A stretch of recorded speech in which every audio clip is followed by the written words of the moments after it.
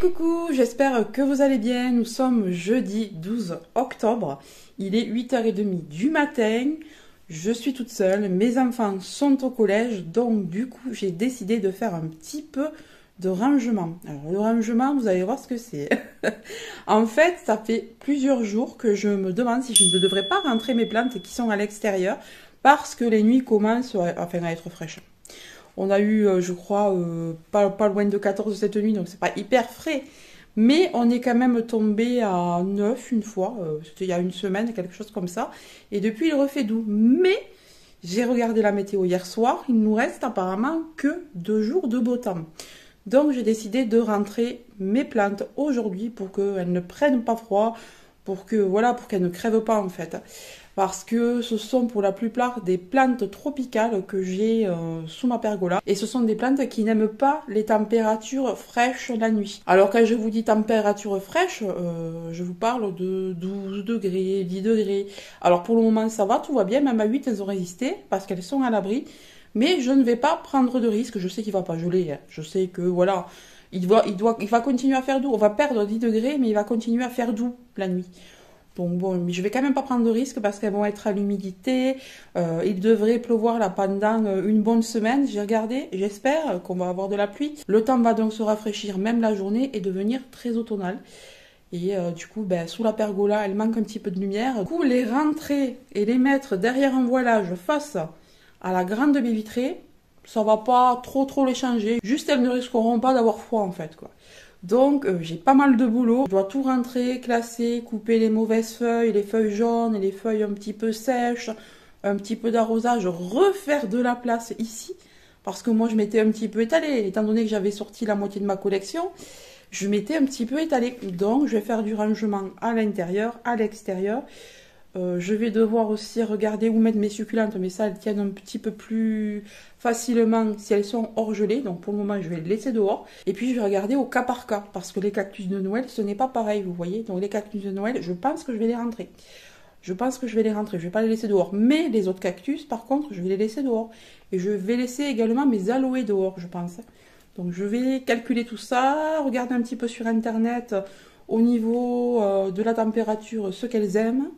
Et puis, je ferai en fonction. Écoutez, on se retrouve en bas. J'ai décidé de rentrer tout ça à coups de carton. Celui-ci, il est vachement pratique. C'est un ancien carton de banane, en fait.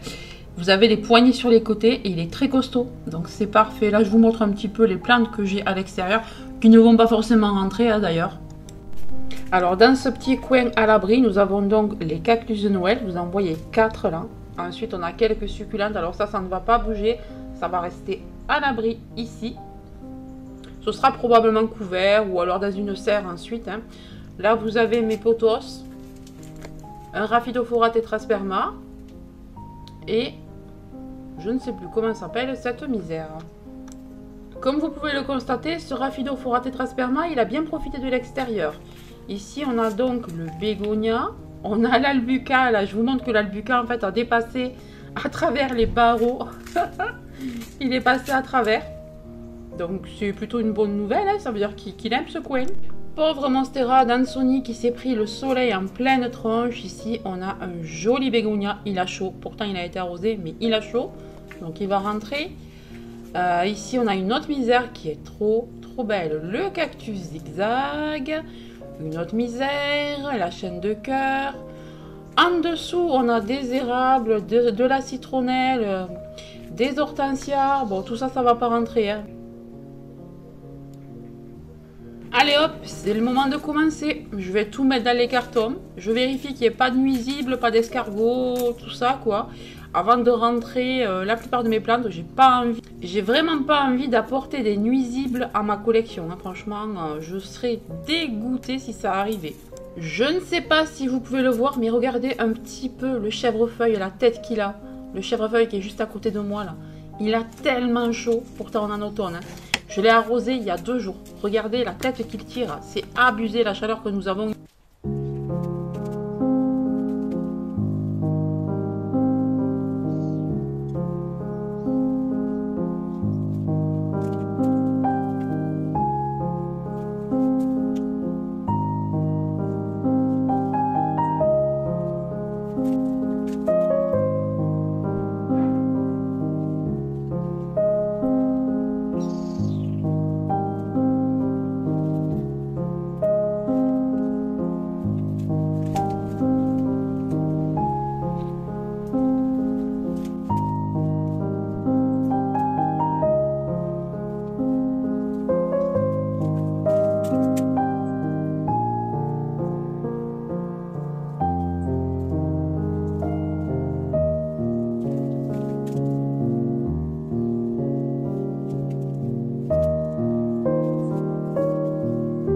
Allez, c'est parti, on monte tout ce petit monde à l'intérieur.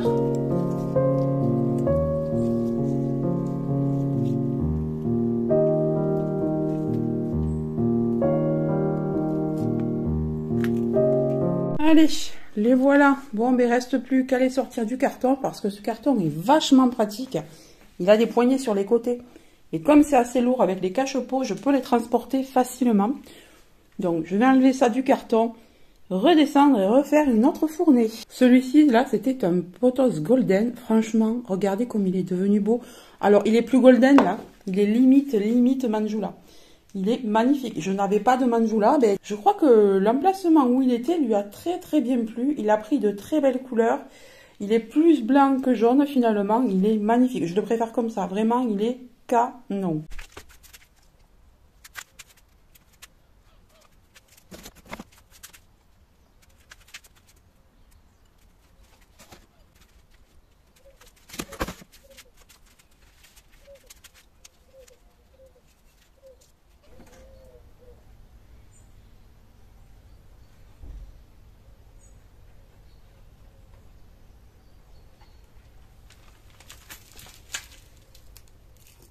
Alors, comme vous pouvez le voir, j'ai une autre Monstera Deliciosa qui n'est pas très grande. Alors, elle a été dehors, donc forcément, elle s'est faite bouffer par moment. Bon, c'est pas hyper grave, elle a quand même quelques belles feuilles. Mais je voulais vous montrer la racine aérienne qu'elle a, quoi.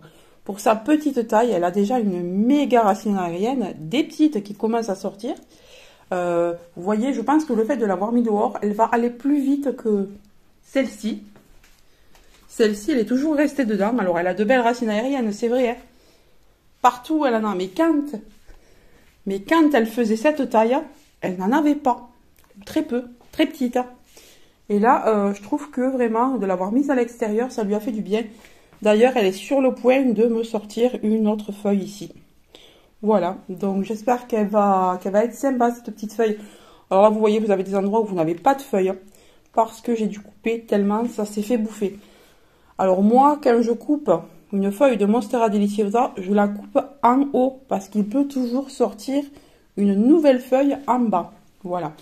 Donc au cas où il en sortirait une, je laisse toujours tailler vers le haut. Elle commence à avoir des feuilles de belle taille malgré sa jeunesse. Bon, il me tarde vraiment d'avoir les premières feuilles découpées, mais bon, faut lui laisser le temps quand même. C'est vrai que moi, la mienne, la grosse, elle avait eu du mal à démarrer et elle n'a toujours pas les petits trous au centre des feuilles. Donc bon... Ça prend du temps quand même. Hein.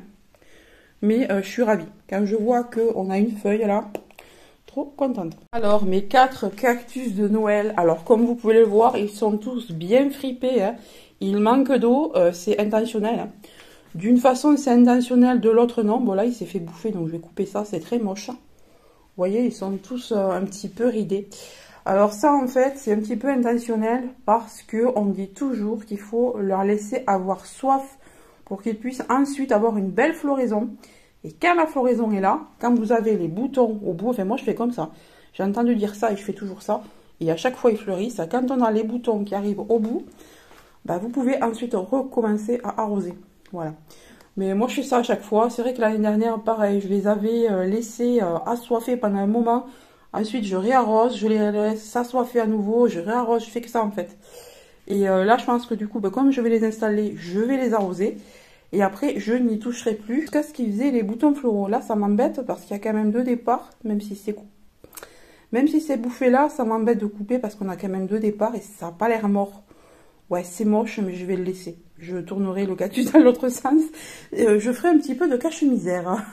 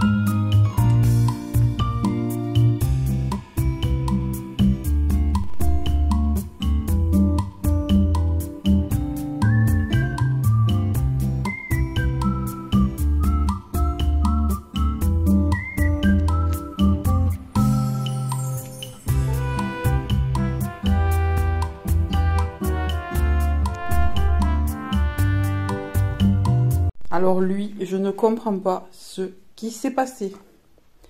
Il n'a pas eu de trop plein d'arrosage et pourtant il est marron par endroits. Je sais pas. Je sais pas ce qui s'est passé. On dirait pas des brûlures. Je sais pas. En même temps, il était mi-ombre, mi-soleil. Je sais pas s'il a pas aimé là les nuits un peu fraîches peut-être. Je sais pas. Enfin un peu fraîches. 10 degrés, 8 degrés, 9 degrés, c'est pas non plus hyper frais, mais peut-être que cette espèce-là doit être rentrée plus tôt et je ne l'ai pas fait. Donc je rentre ça aujourd'hui, je vais couper ce qui est pas beau et puis je vais trouver un emplacement. Hein. Alors, pour le moment, on en est là. C'est pas fini, il y en a là, il y en a là, il y en a là, et il y en a là. Voilà, et ce n'est pas fini. J'ai fait une petite casse, mais ça ce n'est pas grave.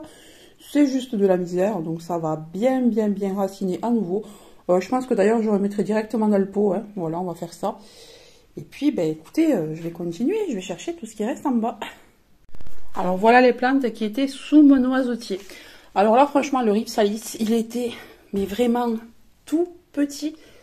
Regardez-moi comme il a profité sous le noisetier à l'ombre. Il était vraiment trop bien. Ça lui faisait un petit climat chaud, humide un petit peu, mais franchement, il était trop bien, là, il a bien poussé. Et le bégonia, bah écoutez, je vais pouvoir le rattacher. Il est super joli, je suis trop contente. Bon, et pareil, lui, il a quand même souffert de la chaleur. Même étant sous le noisetier arrosé, il a vraiment souffert. On voit qu'il a des feuilles là que je vais devoir enlever. Mais il a survécu, c'est l'essentiel. Bon, j'ai plus ou moins terminé de tout monter. Il y en a là aussi, il y en a là, il y en a là, il y en a par terre. Bon, après, évidemment, il y a tout ce que j'avais déjà en place à l'intérieur. Il y a quelques plantes encore à l'extérieur, mais je les monterai plus tard. Il y a des plantes qui tiennent encore un petit peu plus longtemps. Je vais me renseigner sur Internet pour certaines plantes, pour leur rusticité, pour voir exactement si j'ai besoin de les monter tout de suite ou si je peux les laisser à l'extérieur couverts dans une petite serre. Vous savez, les petites serres Action, là. Donc, je vais voir si c'est suffisant. J'ai aussi des voiles d'hivernage. Enfin, je vais voir un petit peu ce que je fais. Pour l'instant, je m'occupe des plantes qui retournent à l'intérieur. Après, tout ce qui doit être couvert à l'extérieur, je vais m'occuper de ça. Mais bon, il n'y a pas besoin de couvrir encore. On est loin d'être gelé. On avait 14 ce matin, donc bon, pas de souci. Voilà. Mais comme je vous dis, prochainement, ils ont prévu que les températures baissent un petit peu, même si les nuits doivent être douces. Voilà. On verra ça sur le moment. Mais là, comment vous dire que je vais prendre un petit café avant de démarrer quand même. Hein. J'ai bien bossé déjà pour monter tout ça.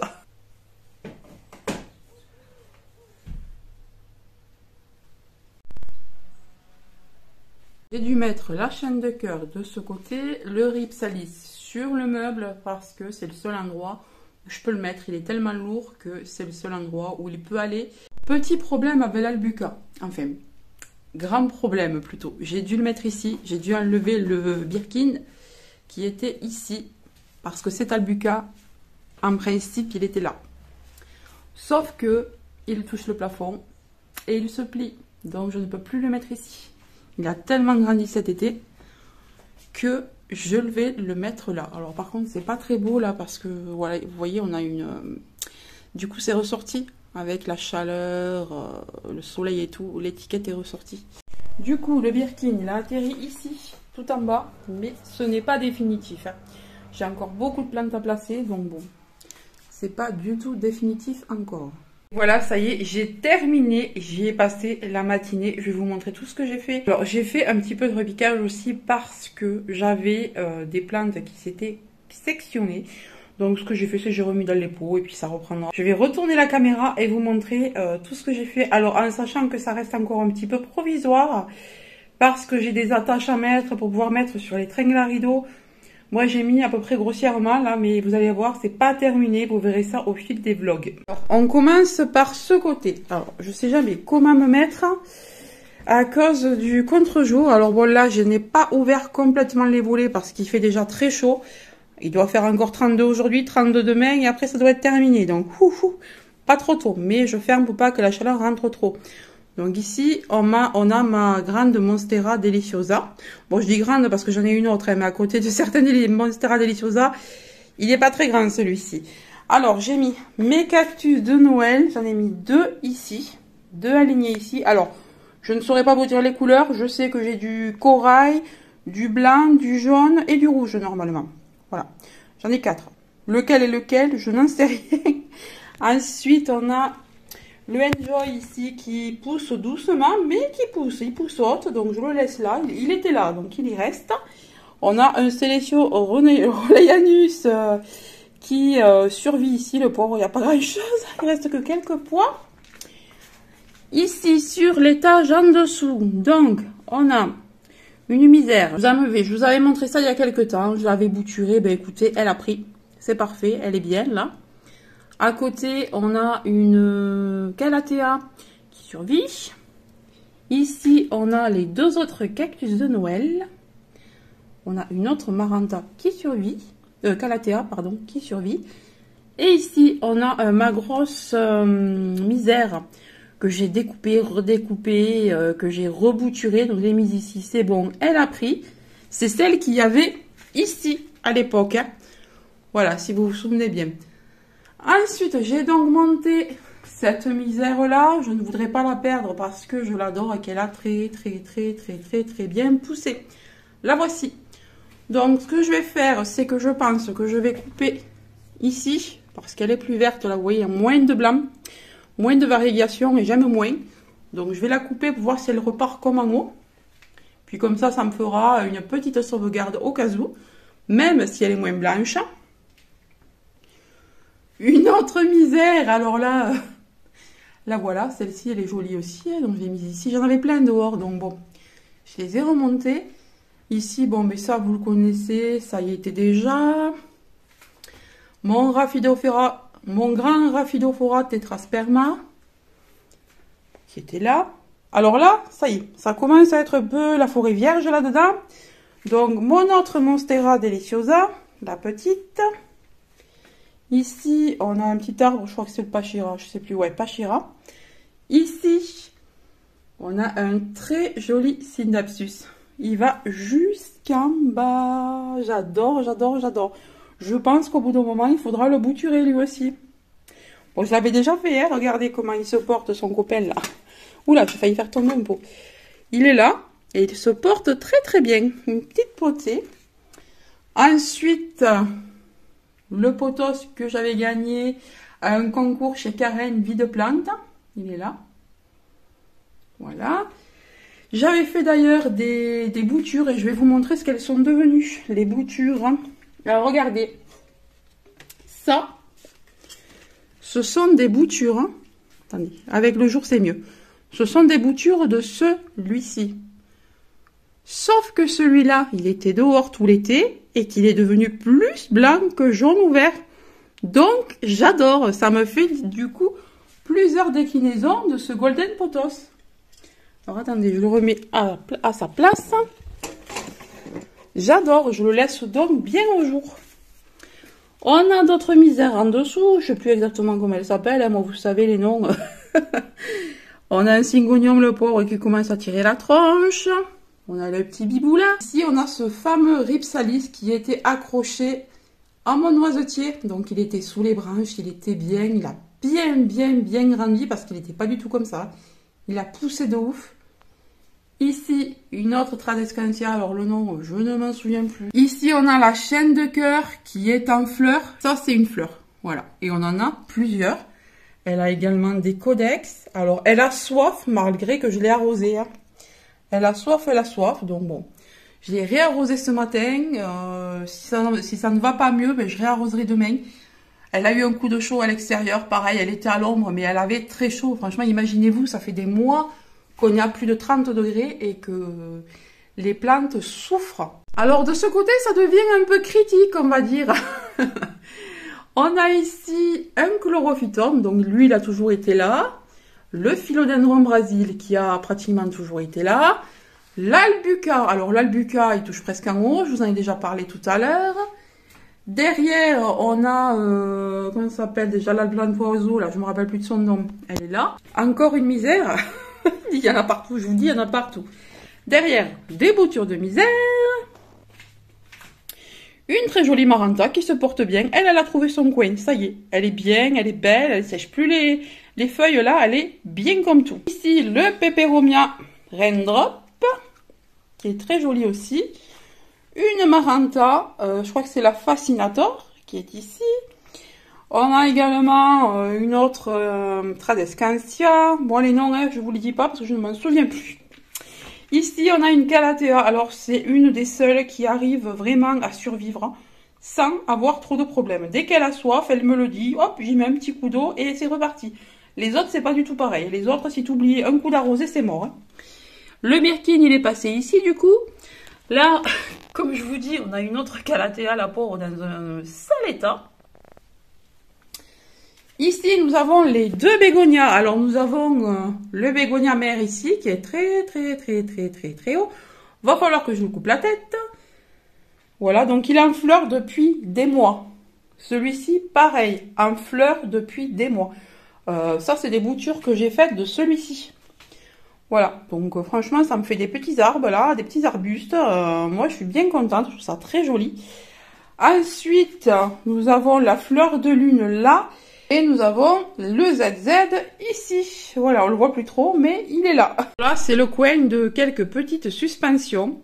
Donc, nous avons le cactus zigzag qui est venu ici. Alors, pareil, alors ce qu'il faudra que je fasse, comme je ne peux pas mettre de coupelle et que je n'ai pas de suspension avec coupelle intégrée, je vais devoir le détacher à chaque fois, l'arroser, le faire tremper et ensuite le faire détremper et ensuite je le repends. J'ai mis un de mes chlorophytums ici, un de ceux de cette année que j'avais à l'extérieur. Mais bon, j'en ai d'autres à l'extérieur, j'en ai plein. J'en ai 4 ou 5. Je les ai laissés. Je me suis dit quand même j'allais en rentrer un parce que j'ai envie d'en avoir un autre aussi beau que celui que j'ai de l'autre côté là-bas du salon. Ici, l'asparagus. Alors lui, il n'arrête pas de me jaunir. Mais bon, en même temps, tout était fermé cet été. Donc il n'arrive pas à avoir de la lumière. Il a trop chaud, il n'y a pas assez d'humidité. Voilà quoi, il jaunit. Bon, il a encore quelques feuilles vertes. On va voir ce que ça donne. Hein. Ici, ben écoutez, ça n'a pas bougé. Ah si, j'ai rajouté un pothos vert là. Voilà, manière. Un philodendron Brésil. Sur la gauche, on a mis une suspension. Alors en attente, ça va partir au-dessus de ma barre de rideau. Hein. C'est juste qu'il faut la démonter. Qu'on doit être deux avec mon mari pour tout démonter parce qu'il faut tout faire passer. En fait, il faut toucher aux anciennes plantes, aux anciens rideaux, à tout, pour pouvoir la faire glisser. Donc, on l'a mise ici en attendant. Donc ça, c'est mon Rhaphidophora tetrasperma, dont j'avais fait des boutures.